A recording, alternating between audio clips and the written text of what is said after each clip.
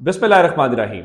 लाखों करोड़ों दुरूदो सलाम मोहम्मद मुस्तफ़ा सल्लल्लाहु अलैहि वसल्लम और आले मोहम्मद पर। मैं हूं उमर दराज गोंदल।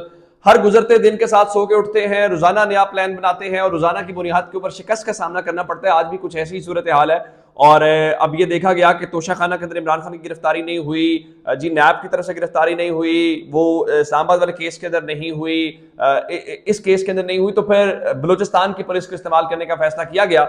और बलूचिस्तान के अंदर कितना एक मिसाली किस्म का अमन अमान क्या चीजें हैं वो हम सबके सामने है, उनको छोड़ देते हैं फिलहाल। लेकिन वहां से पुलिस स्पेशली चल के, हालांकि हमने वो बारखान वाला वाकया देखा, उसको छोड़ देते हैं, वहां पे पुलिस एक्टिवली नजर आई, लेकिन इमरान खान को गिरफ्तार करने के लिए फौरी तौर पे बलूचिस्तान से पुलिस लाहौर पहुंच गई।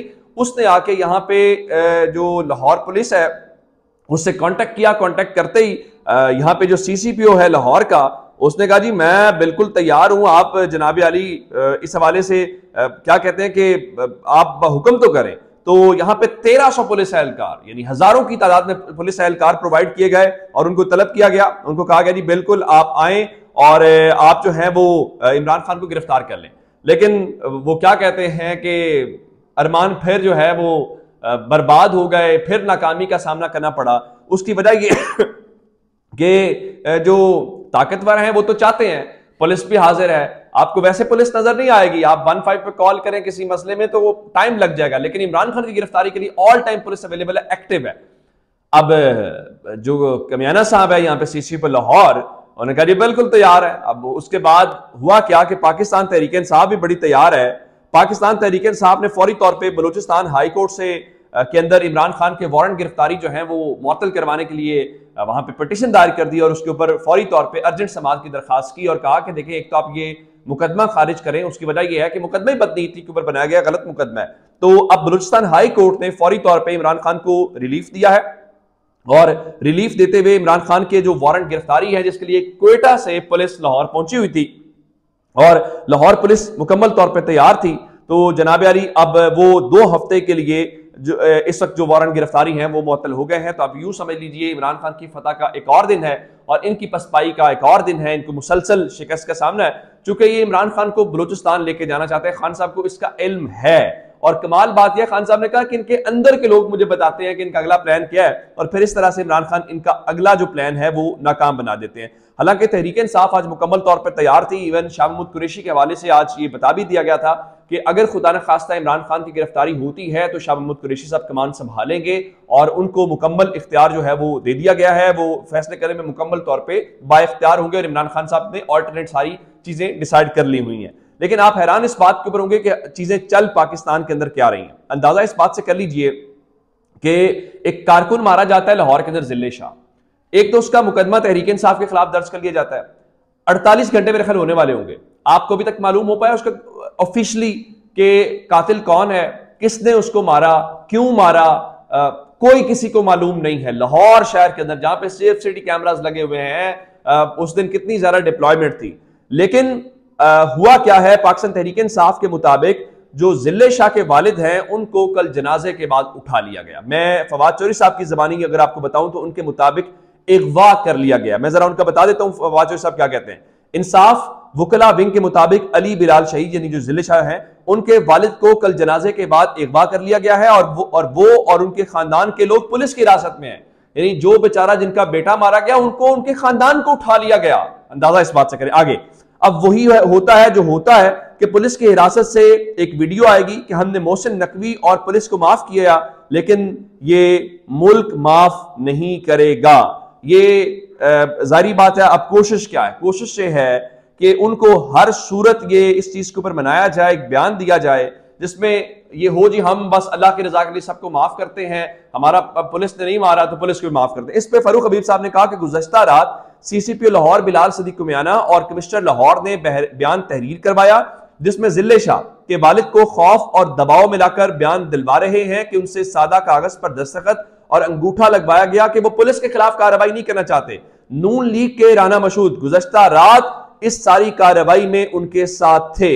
हसन न्याजी कहते हैं SHO Asad Abbas last night kidnapped father of Shahid Ali Bilal just came to know Asad Abbas SHO on gunpoint has forced the father of Ali Bilal allegedly to give statement in favour of Punjab police and saying that, मतलब जिसका कहने का मतलब यह है कि आप जबरदस्ती ये बयानात ले रहे हैं जो तहरीक इंसाफ इल्जाम लगा रही है कि जनाब हम कोई किसी किस्म की कार्रवाई नहीं करना चाहते सादा कागजों के ऊपर। इससे क्या हो जाएगा? बजाय इसके कि एक बेचारे की जान गई है, आप उसको इंसाफ फराहम करें, ये हथकंडे करके आप क्या करना चाहते हैं? अभी मैं आपको एक और बात बताऊं, एक तो कोयटा पुलिस वाला वाकया हुआ, अब ये जो दहशतगर्दी वाला मुकदमा लाहौर में दर्ज हुआ है इमरान खान को लेके, अभी उसमें भी इमरान खान की गिरफ्तारी की कोशिश होनी है रेस कोर्स पार्क के अंदर। अभी ये तमाशा लगना है, यानी कॉन्टिन्यूस ये तमाशा चलेगा, लेकिन ये तमाशा नून लीग को, पीडीएम को, पीपल्स पार्टी को मकबूल नहीं बना सकता। ये बात उनको कौन जो है वो अंडरस्टैंड करवाए। जरा अगली खबर सुन लीजिए। अगली खबर क्या है? इलेक्शन के मामले के ऊपर। इलेक्शन वाला आज का जो मामला है कि शेड्यूल आपने दे दिया, कल आपने पब्लिक नोटिस करना है, लेकिन कहा जाता है कानून के मुताबिक जिस दिन आप शेड्यूल जारी करते हैं तो आप रिटर्निंग अफसरान और डिस्ट्रिक्ट रिटर्निंग अफसरान की जो फरिश्ते हैं वो भी जारी करते हैं। तो अभी तक इलेक्शन कमीशन आज इस मोमेंट तक जो इन अफसरान की तकर्री नहीं कर सका। ऐलान तो आपने कर दिया है और उसकी वजह यह है कि ये रिटर्निंग अफसरान की तकर्री होगी तो ही तो आप आगे चल के क्या उसको कहते हैं कि कागजात नामजदगी जमा करवाएंगे। यानी उम्मीदवारों ने कागजात नामजदगी किसके पास जमा कराने हैं?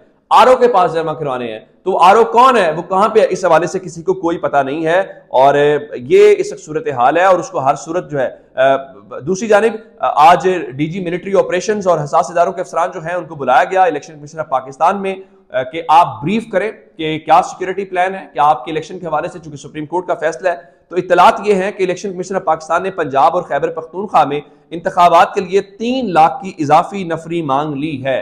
अब इजाफी नफरी कौन देगा?